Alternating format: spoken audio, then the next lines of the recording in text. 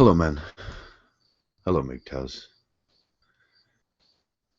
As usual, I'm just using the podcaster to to talk, to convey messages, to talk about Mgtow.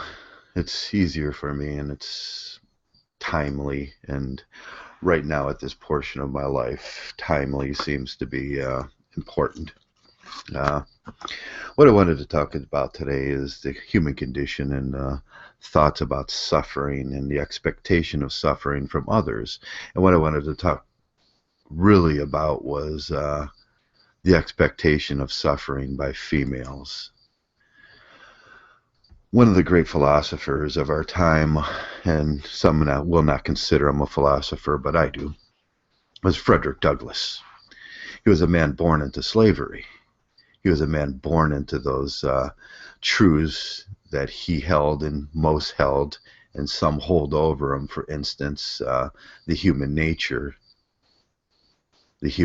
of slavery at that time, and the basic selfishness of humans. And we can look at this in some of his stories, and not a lot of people.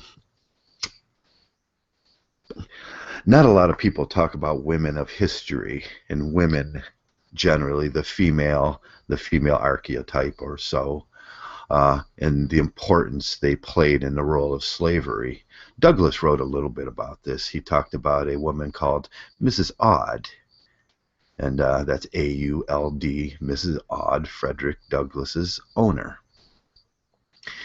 He says that Mrs. Aud was a good woman, a fine woman at the beginning. Frederick Douglass was a house slave for her. Initially, Douglass describes her as a smart, joyful, and kind person, not long after that becoming a slave owner. She did some trades, and she transformed into a cruel and angry tyrant. Oh, yes, the female nature, the human condition. We're talking about the slave and the slave owner, subjugation and bondage. Douglass observed other such transformations in his writing. He describes the transformation as cruel and angry.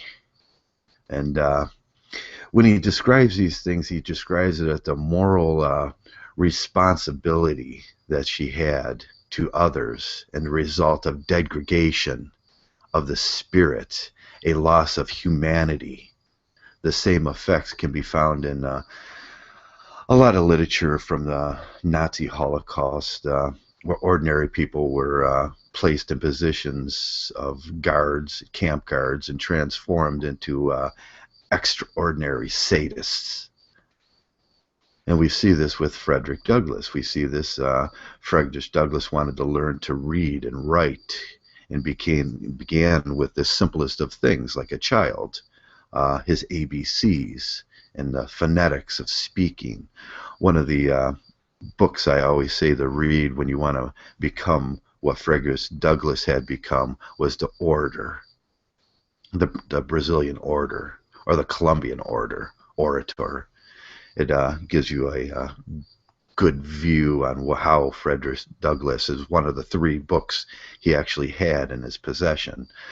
But what we wanted to talk about today is the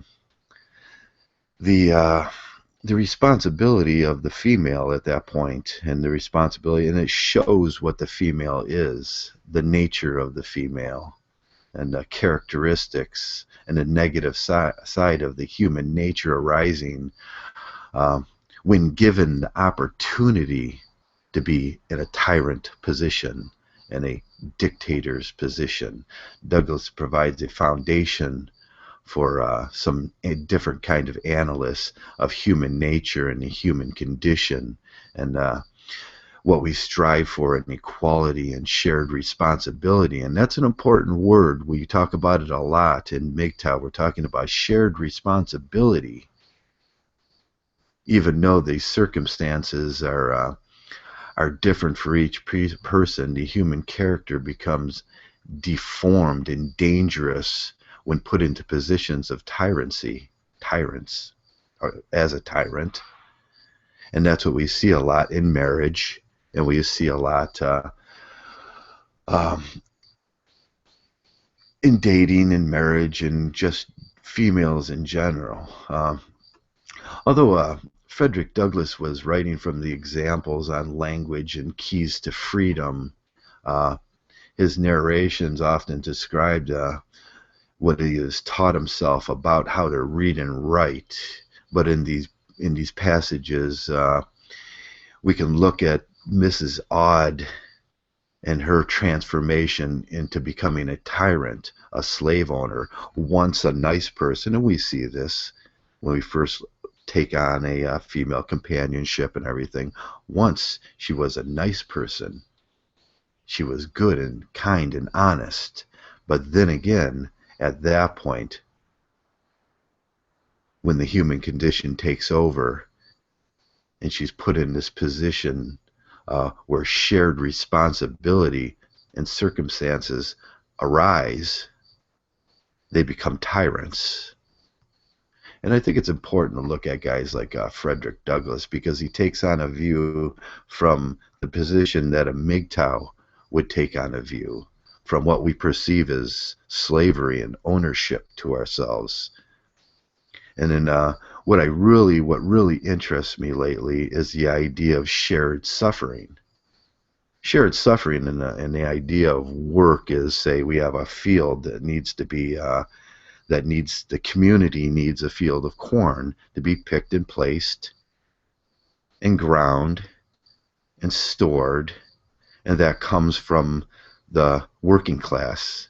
That comes from what we consider the mudsill of our society. We'll go out and pick, the farmers, the pickers, the store owners, and then from there we get the Mrs. Odds that walk in, and they pick through the corn, and they're these are the females. And I talk about these females, and most females don't understand in the grocery stores where all that comes from. They think that magic beans come there at night, fairies and brownies place all the food on the stands so they can come in and complain about everything. And in reality, they've all become the Mrs. Odds because of one thing, because they don't share the responsibility or duty of going into the fields. Frederick Douglass knew this well. What were the alternatives to treat oneself as truly free and worthy in that point? Well, Frederick Douglass seen it as education. Perhaps one of the gains of philosophy has to offer is the surmountable and self-imposed boundaries that we look upon. So, suffering. When we impose suffering on others, when we impose this work on others, we sometimes become tyrants in that. And it goes down from very simple things like if someone was sorting widgets and gidgets at a table, the ability to force him to stand or to get him a seat. That's what was the question with Mrs. Odd. She became a tyrant in that way. But most of the slavery that was done in the South was for one reason.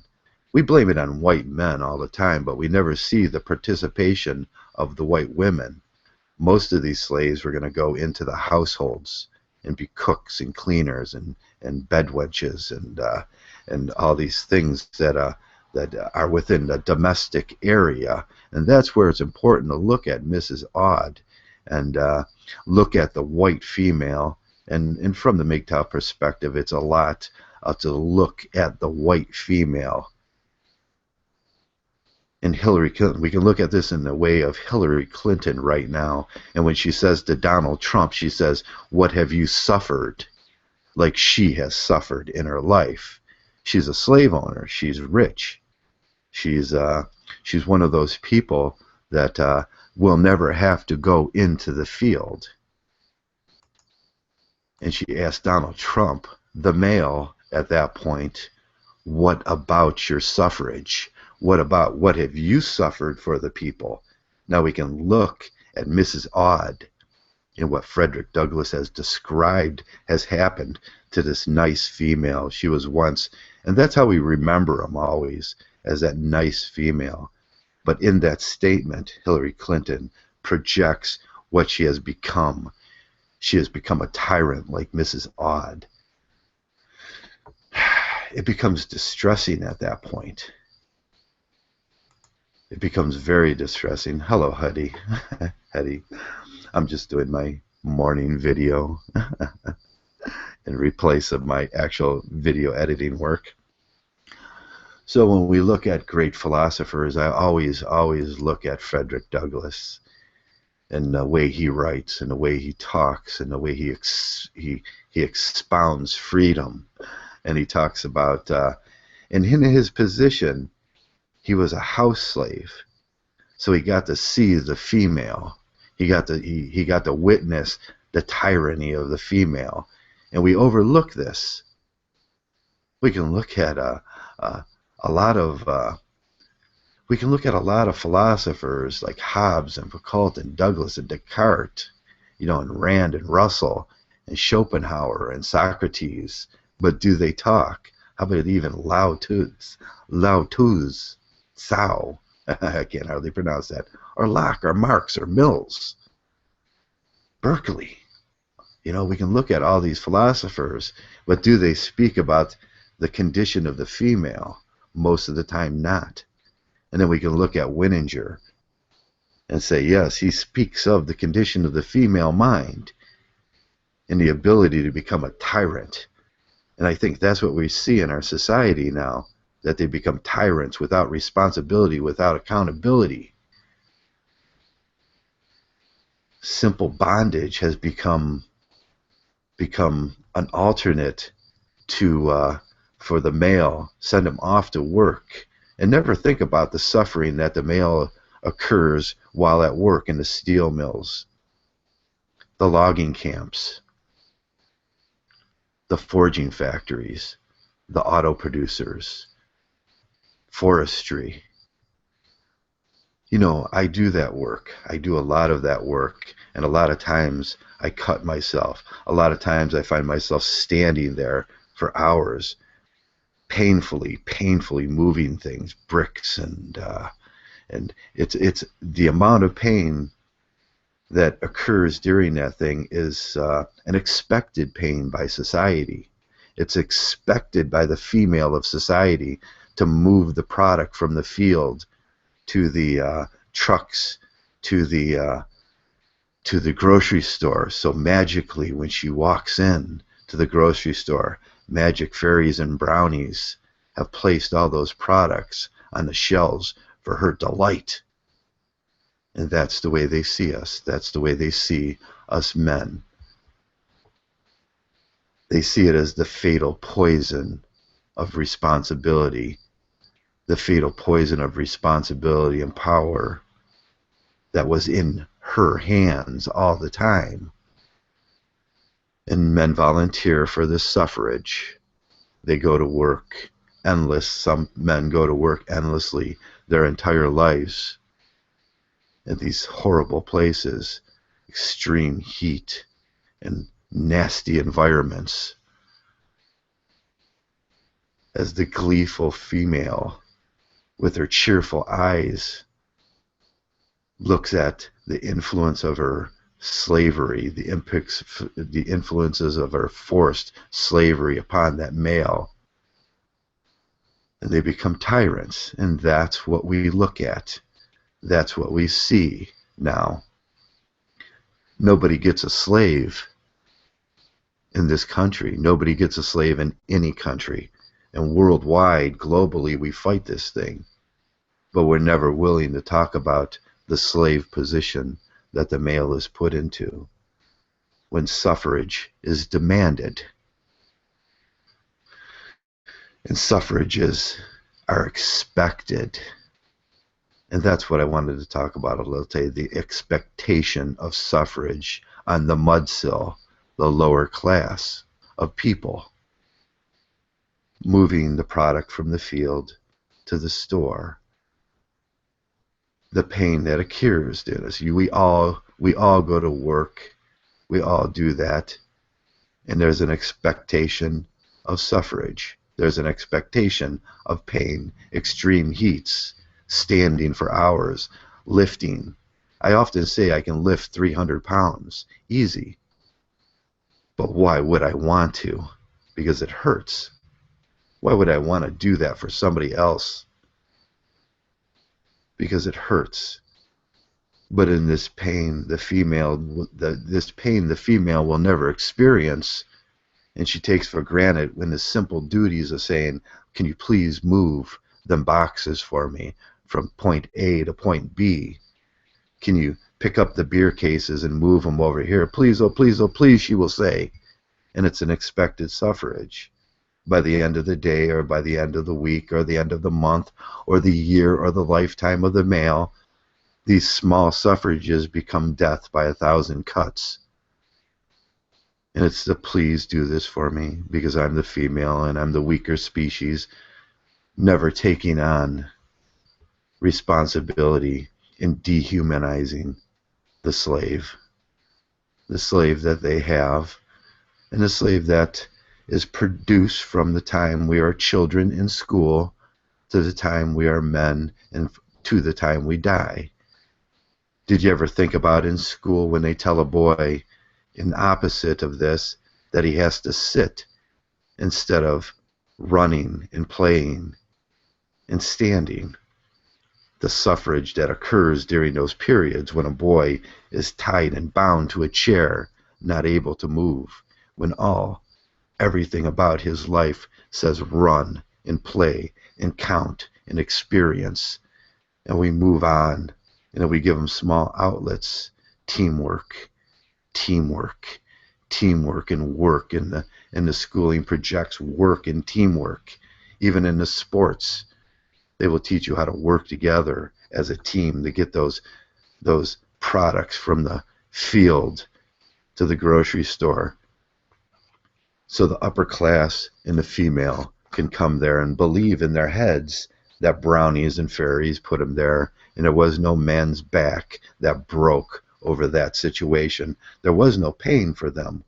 I didn't feel a thing, she says. I didn't feel a thing. And Frederick Douglass, he does a good job describing these things. And it was never about the idea of slavery. It was about the suffrage that occurred. It was about the expected suffrage that was thought to be the right to project onto the slave from the tyrant, from the female. And that's what we see countless examples of.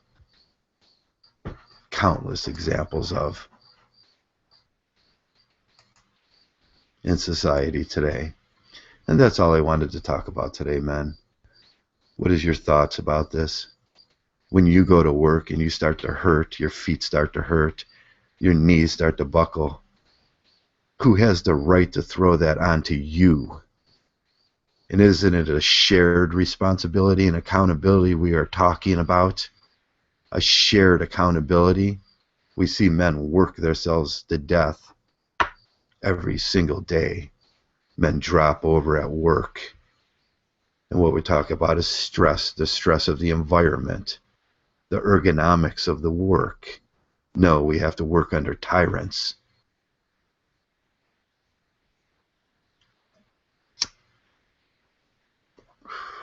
And that's all I wanted to talk about today. Thanks a lot, men, and thanks for being Mgtow. We think about these things. We think about the roles the female plays in a lot of things. The roles that the female plays in the raising and rearing of thug children. We look we look around Mgtow or the black females now, and they're always complaining about the thuggery. They're always complaining about getting beat up. They're always complaining about the men. But they never look at the role they played in raising that boy. The greater than 89% of single motherhood in the black female community. The role that they played in developing that boy. The role they made him And then the next generation of female will get to experience what the last generation of female made.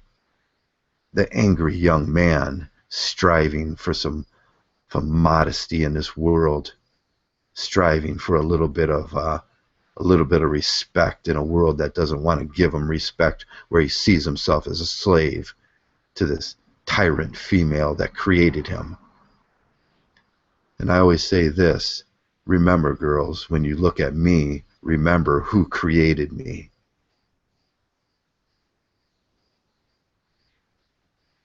Responsibility and accountability is what we need to take, or what is needed to be taken by females. But that in itself might as well be a dream upon a star, a wish upon a moon, a pipe dream. A pipe dream. Accountability and responsibility? Well, ask Frederick Douglass about his captor, about Mrs. what was her name again? About her, his captor, Mrs. Odd, and the Odds, and how they treated him, and how she became a tyrant. She was once a good woman. We see that when we begin. Then expectation comes in, and your suffrage begins. The expectation of your suffrage and your suffering. And so many men will accept that and die early in their lives and be miserable, unhappy, happy wife, happy life. Look at Mrs. Odd and what she became. That's from the narrative of the life of Frederick Douglass, an American slave. Chapter 4. Douglass details the changes in the life and character of a woman, Mrs. Odd.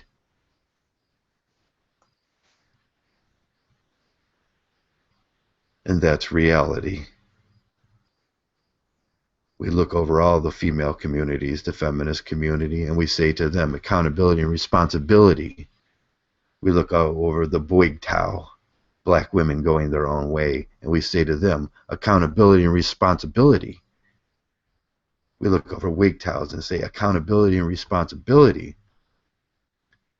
And they never seem to get it, because those two words are as queer as religion, or as queer as some movie they didn't get, or some line or passage that was ununderstandable. Accountability and responsibility is important, and that's where this thing will begin and end. Lack of accountability and responsibility, everybody knows where that goes. It will get you servitude. It will get you jail time. It will get you living in a dump. But to the female, it's expected suffrage. Her lack of accountability and responsibility is her expectation of suffrage from the male to fulfill those duties of protector and provider, which almost seem ridiculous in this day and this age. And with this, I have to get ready for work. I have to go to work today myself. Someone's got to make the donuts. Thanks a lot, guys. I love each and every one of you Mgtows, and I hope you've gotten something from this. Just my thoughts. Just an ordinary guy, Joe. Shared responsibility, that's where this will begin. Shared equality means shared responsibilities. It's dangerous not to. Thanks a lot, man.